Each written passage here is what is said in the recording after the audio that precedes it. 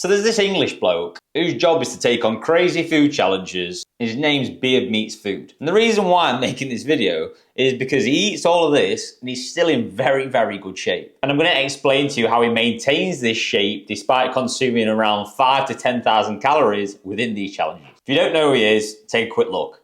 Preamble, and we're trying to crack the record for the biggest burger ever eaten here at Rost Bar in Angleholm. This thing has been around about 4 years. So after watching that video, you're probably wondering, how the hell does this guy consume so many calories and look the way he does? So what's his secret? I actually made a short video touching on it slightly here.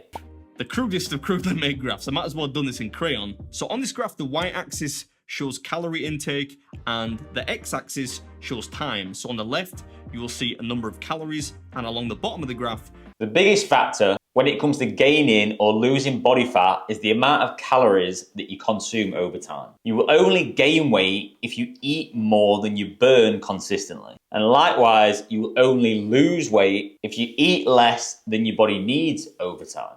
I'm guessing, like me, you probably don't eat the same amount of calories as this guy week on week. So I'm going to show you how you can lose body fat using the same strategy he uses to eat this much but stay in shape year round. The biggest factor that Adam, his name, uses when it comes to staying in shape works out how many calories he needs per day, and that's around 3,000. If you're a smaller individual and not as active, it will probably be less than that. If you're bigger and have a higher activity level, it will probably be more. To get a rough number of your starting point, use any macro calculator online. Harrison Benedict is probably the one that I would push. Once you've got your daily calories, you should times that by 7. Just like Beard Meats Food does. So that way, we're working off a weekly allowance, not a daily one. Because our calories at the weekend might naturally be higher than our calories within the week. When he knows how many calories he has for the week, let's say he does a challenge on a Monday, he can take that off his weekly calories. In that video that I showed you earlier, he explains that he has just 2,000 calories a day left for the remainder of the week, which obviously is 1,000 calories less than he would usually be eating if he didn't do a challenge. We'd actually be in a deficit, as that only totals up to 20,000 calories. So you're probably wondering, how can this lesson apply to you? Well, there are two types of people in life. People who let their weekends mess up their progress, and nut jobs. Firstly, find out your starting calories, like I said earlier, using a macro calculator online. Let's say it's 2,500 for argument's sake. Then multiply that by 7. Now, all I want you to do is track your calories for an entire week. But begin on Friday and make sure when you're doing this,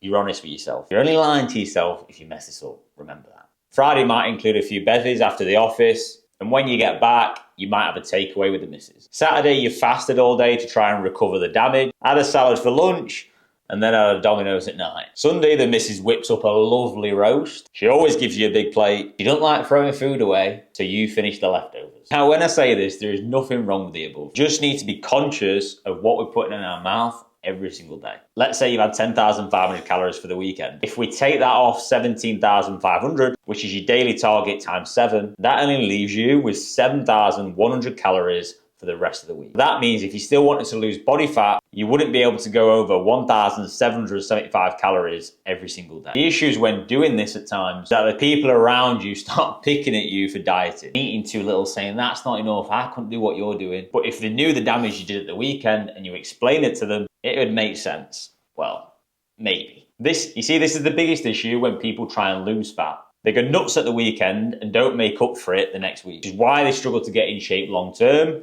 And 9 times out of 10 usually quit. You can't have your cake and eat it as well. You need to copy this exact strategy that Beard Meats Food uses. So if you don't want to be on poverty calories all the way through the week, then your weekends need to change. You need to make certain sacrifices and cut certain foods down. Not out, but down. Strike that balance so you're eating enough and you're happy doing it. Less enough so the body fat naturally comes off.